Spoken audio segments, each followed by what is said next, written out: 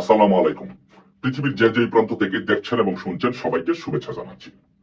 তো বাংলাদেশে এখন আজকের এই রাজনৈতিক প্রেক্ষাপট সবচেয়ে বেশি আলোচিত বিষয় হচ্ছে যে সেনাপ্রধান জেনারেল ওয়াকারুজ্জামান উনি কি গৃহবন্দী না উনি নজরবন্দী, উনি কি বাঁচতে পারবেন, ওনার কি হবে, এটা নিয়ে ব্যাপক আলোচনা হচ্ছে বিভিন্ন মানুষের মধ্যে। আমাদেরও আলোচনা হচ্ছে, আমারও আলোচনা হচ্ছে। আমার মনের মধ্যে অনেক প্রশ্ন জাগছে। বাট এত কিছু আমি আমার কাছে সঠিক কোনো ইনফরমেশন নাই যে উনি আসলে গৃহবন্দী কিনা বা উনি নজরবন্দী কিনা, এটা আমার কাছে সঠিক কোনো ইনফরমেশন নাই।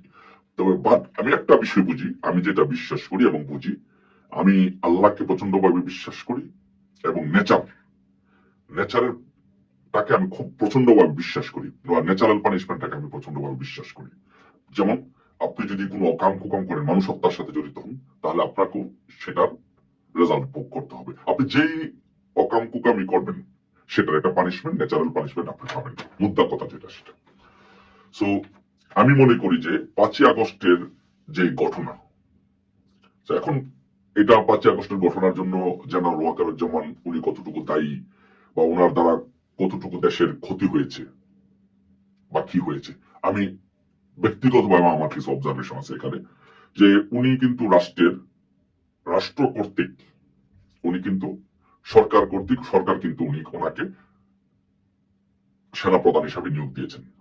তো ওনার রাষ্ট্রের সেনা প্রধান হিসাবে ওনার দায়িত্ব ছিল মাননীয় প্রধানমন্ত্রী, যেহেতু প্রতিরক্ষা মন্ত্রণালয়ের প্রধান মন্ত্রী, ওনার নির্দেশনা শোনা এবং উনি যে 5 তারিখে যে দায়িত্ব ওনাকে দিয়েছিল, যে কারফিউ দেওয়া হয়েছিল। আমি দৃঢ়ভাবে বিশ্বাস করি 5 তারিখে যে কারফিউ দেওয়া হয়েছিল, যদি 5 তারিখে যদি কারফিউ যদি আর্মি পালন করত, তাহলে বাংলাদেশের যে বিপর্যয় হয়েছে, যে ক্ষতিগুলো হয়েছে, সেই ক্ষতিগুলো হয়তো হতো না। এটা আমার বিশ্লেষণ, এটা আমার থিঙ্কিং, ভাবনা। এই 5ই আগস্টে সেনাবাহিনী দায়িত্ব পালন না করা, উনি দায়িত্ব পালন না করার ফলে যে ঘটনাগুলো বাংলাদেশে ঘটেছে, উনি সেনাবাহিনী প্রধান হিসেবে দেখেন বাংলাদেশের রাষ্ট্র ধ্বংস হয়েছে।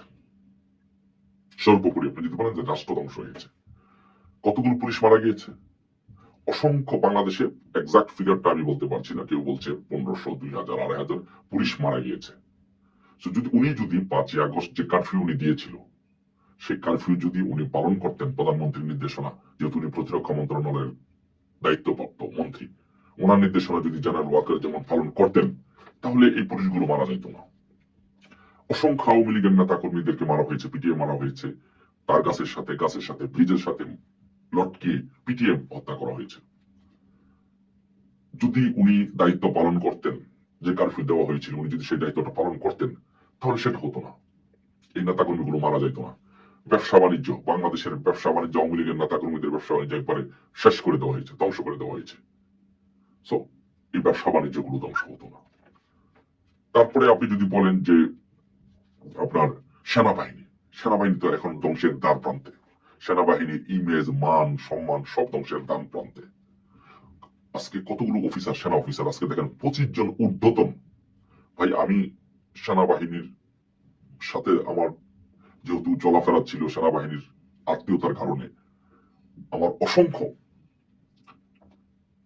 আমি অফিসারের সাথে আমার ওঠা বসা ছিল, চলাফেরা ছিল, আমি জানি যে তাদের লাইফটা কত, তারা কত মেধাবী, কত কত মেধাবী তারা, এবং তাদের লাইফস্টাইলটা কতটা শৃঙ্খল একটা লাইফস্টাইল, সুন্দর একটা জীবন তারা জীবনযাপন করে। আজকে সে 25 জন ঊর্ধ্বতন কর্মকর্তা, আপনি জানেন একজন লেফটেন্যান্ট জেনারেল, ব্রিগেডিয়ার জেনারেল হতে কত কাঠখোট্টা পড়াইতে হয়। আজকে এই অফিসার গুলো, আজকে তাদের জীবন বিপন্ন, আজকে তাদের বিরুদ্ধে ওয়ারেন্ট হয়েছে, তাদের কি হবে, তাদের কেউ পালিয়ে গিয়েছে, কেউ ক্যান্টনমেন্টের ভিতরে বন্দি আছে। এটা তো কোনো জীবন হইতে পারে না অফিসারের।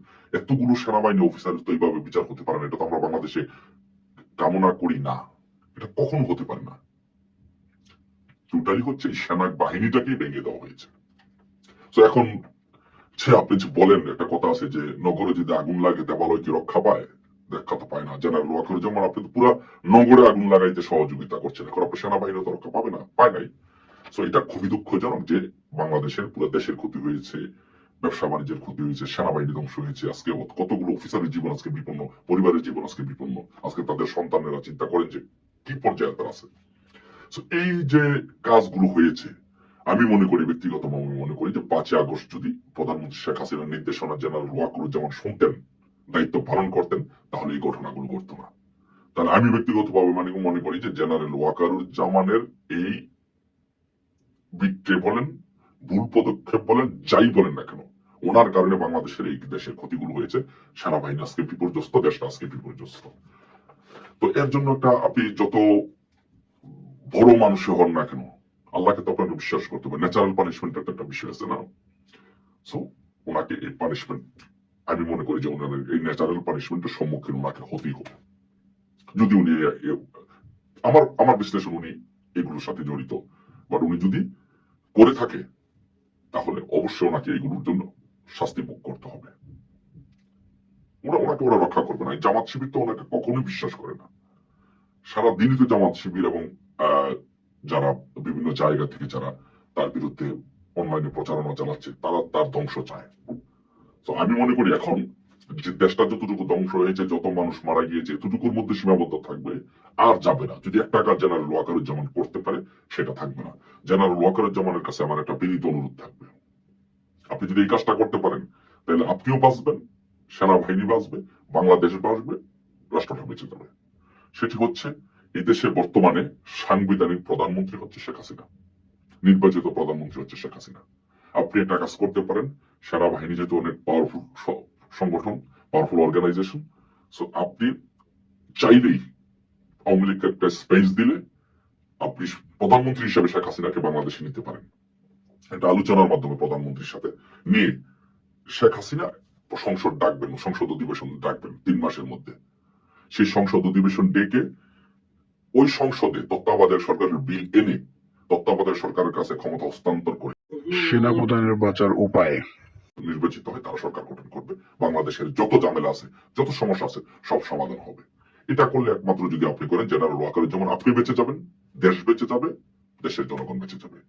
আর সেটা যদি করতে আপনি ব্যর্থ হন, তাহলে জামাত শিবির, এনসিপি, সেই জঙ্গিরা আপনাকে কিন্তু বিশ্বাস করে না, এবং আপনার বিচার, কঠিন বিচার ওরা করবে। আশা করি আপনার বোধোদয় হবে, সব দেশ বেঁচে যাবে, সকলে বেঁচে যাবে। ধন্যবাদ সবাইকে। জয় বাংলা, জয় বঙ্গবন্ধু।